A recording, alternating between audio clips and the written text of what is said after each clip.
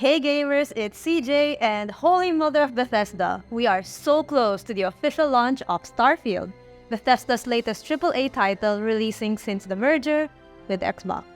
We got access to a press copy of the game and our official review is underway. But before that, bear with me in this first impressions video of Starfield, and with a few days before release, hopefully you find this video to help you decide if it's worth it or not. Cue that intro.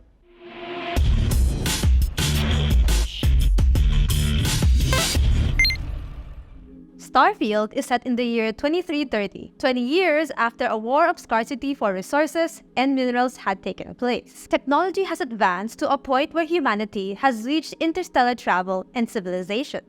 But of course, people are people, and humanity is far from unified, with a host of factions scattered across the universe, from space pirates and mercenaries to Martian fleets and the United Colonies. Martians are people born on Mars, by the way. With our playthrough so far, without a doubt, the life that populates the universes of Starfield is vast and dynamic. That is, until you plan on exploring the vast vacuum of space, with over 1,000 of Bethesda's procedurally generated planets. Using the stock ship you start with? Oh boy, that's gonna take a while and possibly feel really lonely. But hey, if that's your cup of tea, respect. You start off in the game as a new space miner for Argos Extractions, a space mining company led by Supervisor Lynn, the NPC that gives the most basic of movement tutorials. After extracting a special artifact, your avatar goes into epileptic shock and sees visions that lead to you passing out. After this, we wake up to Supervisor Lynn and Heller, the NPC you were with at the start. They wake you asking if you remember who you are, which then prompts to customizing your character. Very Skyrim reminiscent.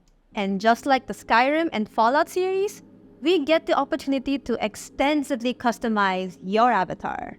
Starfield's character customization is definitely enough to keep even the most intricate sim character builder a run for their money. What's unique about Starfield's avatar builder is the ability to add character background and traits, which immerses the player to the RPG's lore and treatment even more. Your character's background is almost like the skill trees from Skyrim, being able to add more skills as you level up. But the way Starfield introduces this game's features is tastefully story-driven. For character traits, you can pick a total of 3 optional traits. But, like I said earlier, it adds an element of roleplay immersion for the player, so we love this.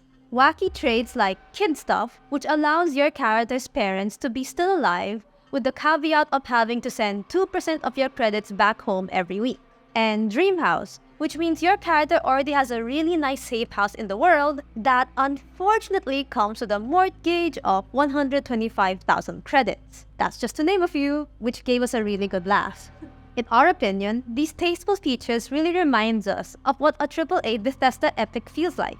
After creating your character, Starfield throws some action down your way with the introduction of Barrett, the buyer for the mysterious artifact we extracted. As we meet with Barrett, he brings the party with him, with the coming of space pirates following after him. After eliminating the small horde of pirates, we learn that Barrett is from a special group called Constellations.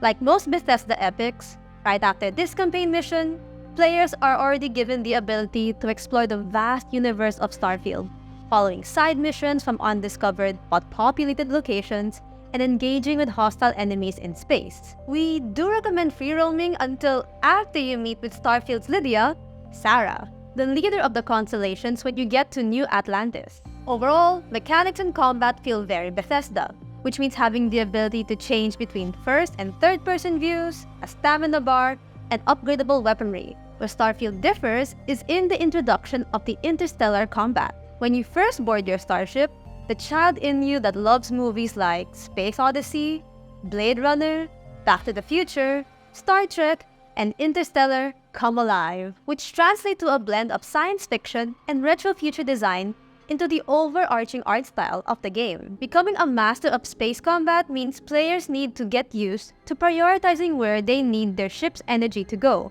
This is assuming you haven't upgraded your ship's energy capacity, whether you need more energy in your shields for defense, your weaponry to stand your ground, or your thrusters to jump into hyperdrive. We predict Bethesda's AAA sci-fi RPG will be taking the world by storm. Let me end this video by answering the question, is Starfield worth buying? Well, if you love playing action RPGs like the Elder Scrolls and Fallout series, but are now looking for something different, something out of this world, see what I did there?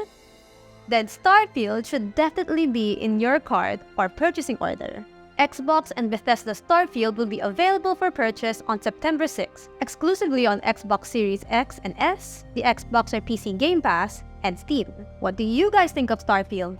Anything specific you want us to cover in our full review? Let us know in the comments down below. But for now, if you enjoyed this video or found it informative, be sure to give this video a like, subscribe to our channel, and hit that bell icon to get notified of future uploads. Be sure to visit gaming.yugatech.com for the latest gaming news and reviews. Once again, this has been CJ, and this was our first impressions of Starfield, and I'll be seeing you in the next one. Bye! Okay.